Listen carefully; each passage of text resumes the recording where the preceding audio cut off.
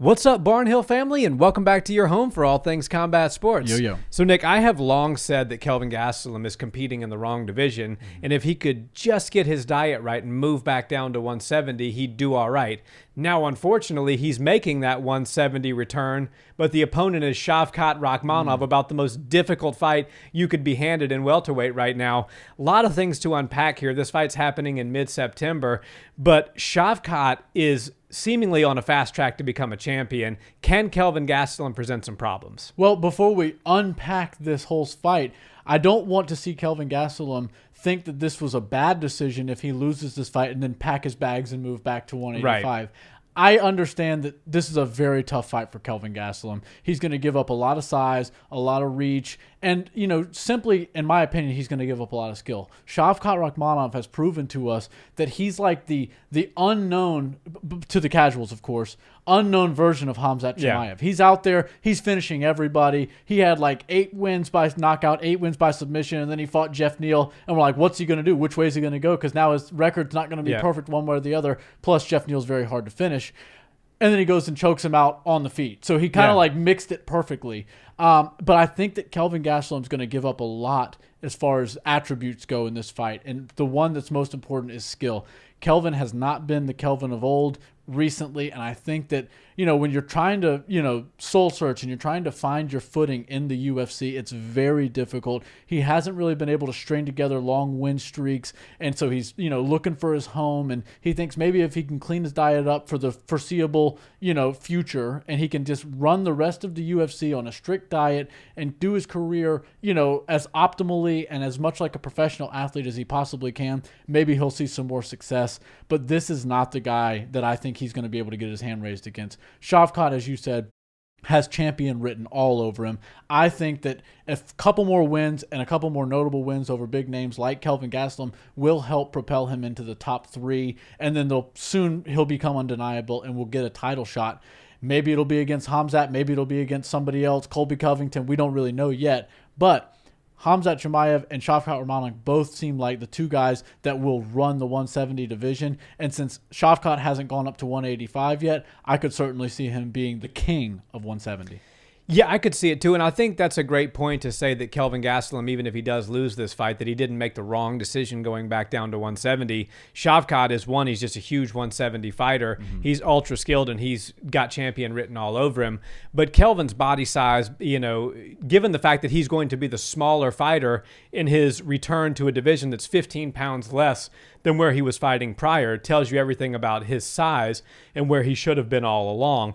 But Shavkat Rakhmonov, as you said, he's a finisher on the feet, he's a finisher on the ground, and he showed us, most importantly, against Jeff Neal, that he's a dog, too, because Jeff Neal is nobody to play around with. We said that before the fight. Both of us picked Shavkat to win that fight when we did our predictions, but we said don't sleep on Jeff, because Jeff Neal hits like a freight train. He's a tough guy to finish, and he's a really, really skilled fighter. And Shavkat ate some mega shots in that fight, but he willed his way to victory. He passed through adversity. He passed with flying colors, the test that we all wanted to see, which was somebody actually challenge Shavkat, for God's sake. Everybody else is just getting dealt with and walked through. So now he showed us that he's a dog. And if you're going to fight Kelvin Gastelum, you got to be a dog. And so I think that everything that we saw in the Jeff Neal fight is leading me to believe that we're going to see Shavkat able to finish Kelvin Gastelum. It's not going to be in the first or second round, but by round 3, I think Shavkat can get him out of there, and I could actually see another submission. Yeah, and just a little trip down memory lane. I was actually there for that fight week, and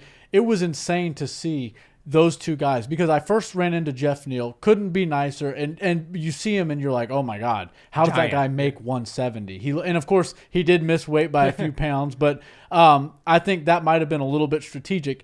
Either way, I saw him and I'm like, oh my God, he's huge. It's going to be difficult for him to get to 170. And then about a day later, I saw Shavkat in person. I'm like, oh my God. He towers over Jeff Neal, and he doesn't look thin. He's not a lanky, scrawny-looking guy. He's a solid dude, neck like this, and just looked like a real force. Yeah. And then I see both of them, get down to 170 for Shavkat and close to 170. 174, I think. Yeah, it was 174 for Jeff. And I'm like, okay, this fight is going to be insane, because I know Jeff's going to be durable. He's going to be hard to finish, and Shavkat is on a mission. He's trying to get to the belt, and I think he's got the skills to do it. Of course, usually when you miss weight, you aren't eligible to get a bonus, but Dana White did wet the beak of Jeff Neal, even though he missed weight, because that was such an epic fight. It was such a fun fight for the fans, and everybody enjoyed it.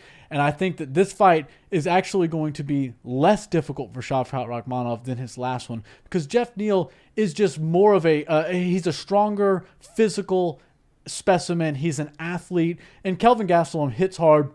He's pretty fast on his feet. He's got good power. He's got a great chin, and his cardio's there. He's also pretty difficult to finish.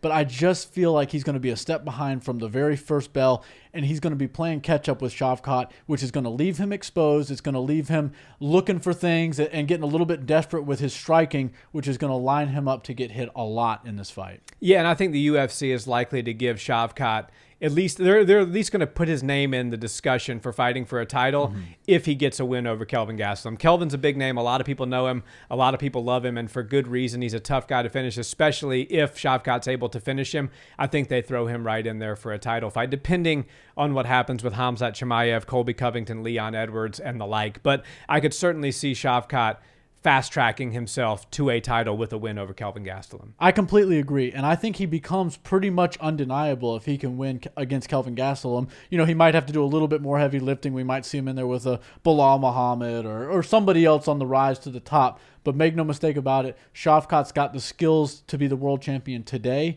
And if you keep giving him more and more time, he's only going to get better. This guy's still young, got a very promising future in the 170 division, which is shaping up to be one of the most stacked divisions the UFC's ever seen. That is for sure.